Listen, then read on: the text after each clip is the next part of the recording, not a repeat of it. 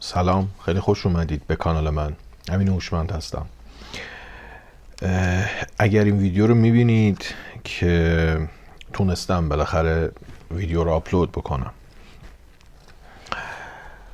اوضاع جالبی نیست، هممون میدونیم که توی چه شرایطی هستیم و شرایط چقدر سخته و چقدر گاهن برای ما غیر قابل تحمل میشه، ولی تصمیم گرفتم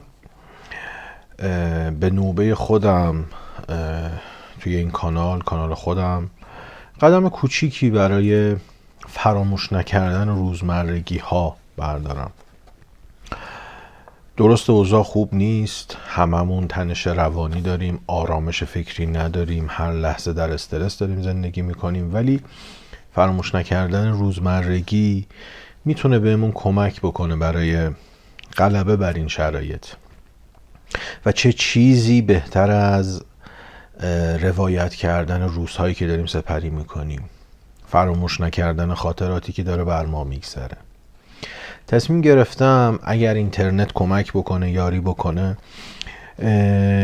یک سری ضد خاطراتی که برای این روزها دارم مینویسم تا خودم هم یک تسکینی پیدا بکنم و اونها رو توی کانال تلگرامم میذارم، بیام در مورد اونها صحبت بکنم، با هم بخونیمشون. ضد خاطرات کوتاهی که روزمرگی های منن، فارغ از این هیاهویی که توش هستیم، و سعی میکنم روایت رو فراموش نکنم.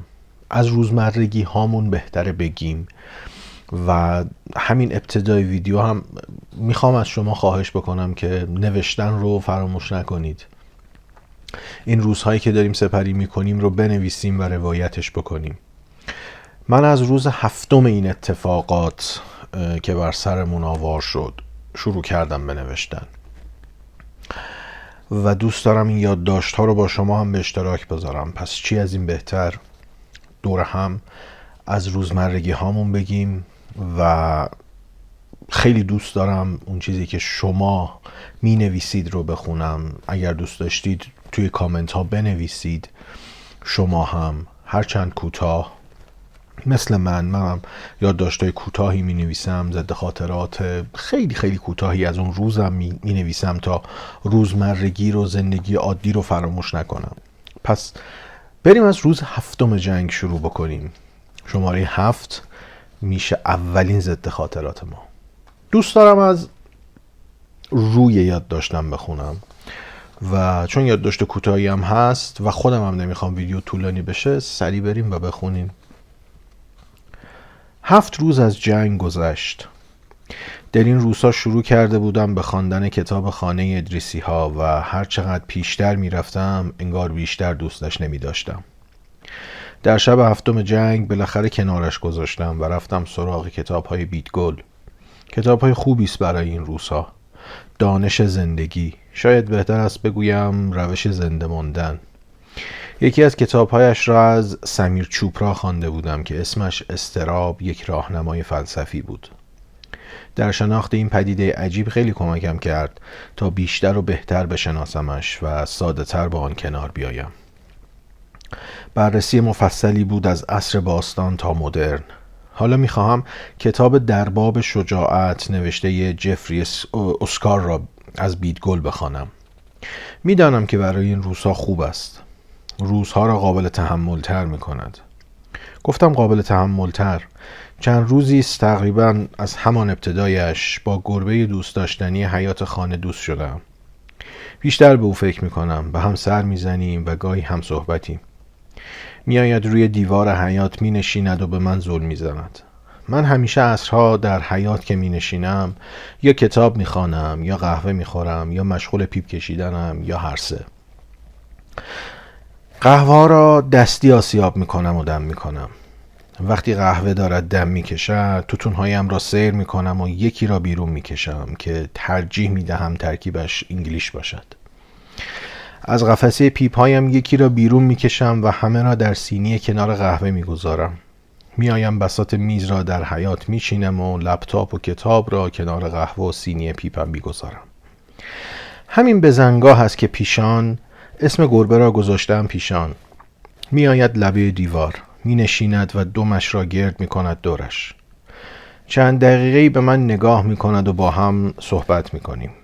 قربان صدقه اش می روم و او هم انگار که خوشش آمده باشد چشمی گرد می کند و دراز می کشد. آفتاب کم کم دارد می رود و حیات خنک‌تر می شود. اگر مامان خانه باشد می آید و آبی به باغچه‌اش و کمی هم به حیات می پاشد و بهشت می شود سنگ فرش. خنک خنک و من هم دمپایی ها را در می آورم تا پاهایم روی خنک های سنگ فرشا باشد. پیشان دوست چند روزه من است. گویی چند توله هم دارد که در حیات خانه همسایه هستند. همیشه عصر تا شب می آید سمت ما تا سهم شامش را بگیرد و برود.